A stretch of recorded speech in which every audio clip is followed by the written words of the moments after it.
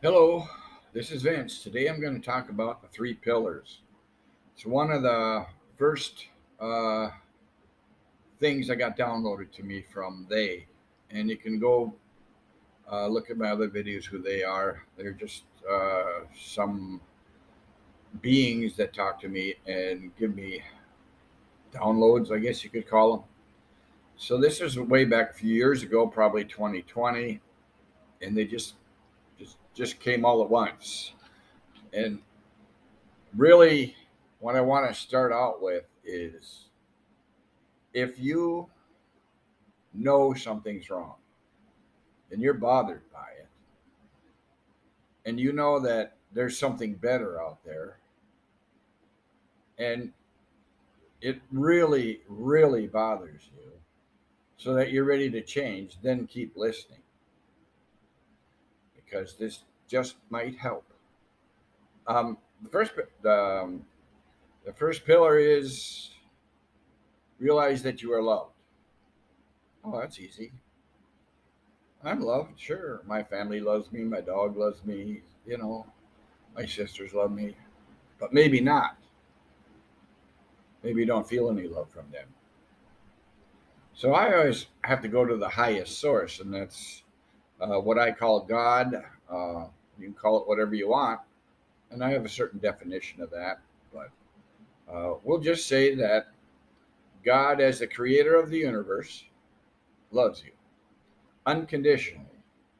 Why? Because if he didn't love you, he would destroy you.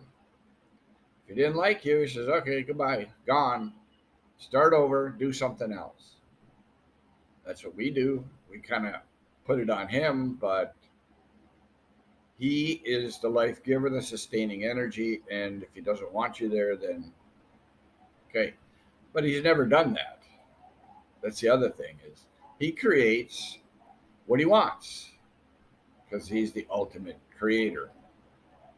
And so he loves you unconditionally just because you are, because he created you. He doesn't create what he doesn't love. So really, you need to really sit and think about that. Think about being loved. You need to receive that because nothing happens if you don't think you're loved. If you think the world is against you and on and on and on, that has to change inside your mind. The second pillar is from that, then you can love yourself. It's a realization, it's a translation from being loved to love yourself. It seems kind of, not a very big difference, but knowing that you are loved and loving yourself because of it is a big shift. And that needs to be, again, thought about, sat and contemplated. Is that now I love myself. One of the things that probably one of the best is just every day get up, look in the mirror.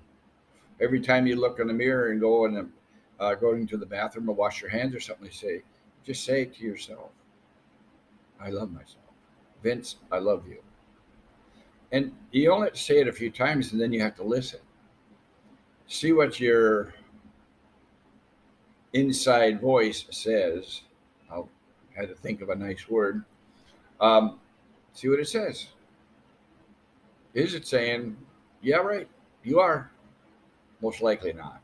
That's not what your inside voice even is meant to do, at least one of them. I mean, the dominant one most of the time, unless we know how to change it. It's always going to say, no, look at this. No, look at that. And then that'll happen too when you say, I am loved. No, you can't be. You can't be loved because of all this stuff you did. The thing is, it's not what you did, it's who you are. And the third thing is um, finding your dream. Because you could come to a point where you know what you really want or find your dream, have a dream when it comes from the point of self-love. And from there you can say, oh, now I get clear on what I want. And it's always a progressing thing. You never really find it. It's another crucial aspect of life is that you can't ever quit growing and creating. I don't call it striving because the more you love yourself, the less striving you do, the less hassle you do. You're just moving on. And the big thing about that is you always do the next right thing, and you get help from you know who. I have my beings, they, that help me. It's I don't need a direct revelation of God. I had one once, and I don't know if I ever want another one. Pretty intense. And so you just follow what comes to you, and your dream will just keep growing. Might say, I want to be at peace. I want to have more serenity. I want to have better health. I want to have better relationships. I want to have more money. But it's a state of being. It's not a actual place. What does it feel like to have more money? What does it feel like to be in health? Have a minimal amount of aches, and if you have them, you just process them and they go away. What does it feel like? That's the dream, the feeling, the state of being, not the having. It's the being.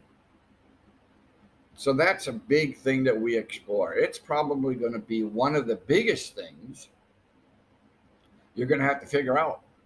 What is your dream? Because we all go to the cars and the houses and blah, blah, blah. No. The other part, really, really hard.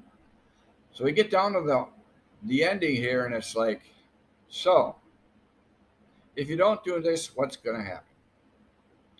Take a piece of paper or put it in your mind and divide it down the middle and say, if I don't do this, what's going to happen? You know, if I do this, then what are the potentials? If I don't do this, nothing's going to change.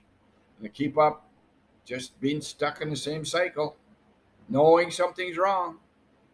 But if I do this, it's going to be very uncomfortable. It's going to cost money. And I don't know what's going to happen. I don't know how I'm going to change. I don't know how different I'll be. Do I really want to be a different person? Well, it's up for you to decide. If you're dissatisfied enough with the way you are, then great. Oh, and maybe you're highly successful and are on the way to be. And those are the people that know the value of change, of growing, because they already know that success is a growing process. And those are the people who take advantage of this. Not the people that say, I'm not broke. I don't need anything. I am loved already. What do you need it for then? So if you're really unsatisfied, hey, you can click to reply, contact me on social media, and the journey begins. This is Vince.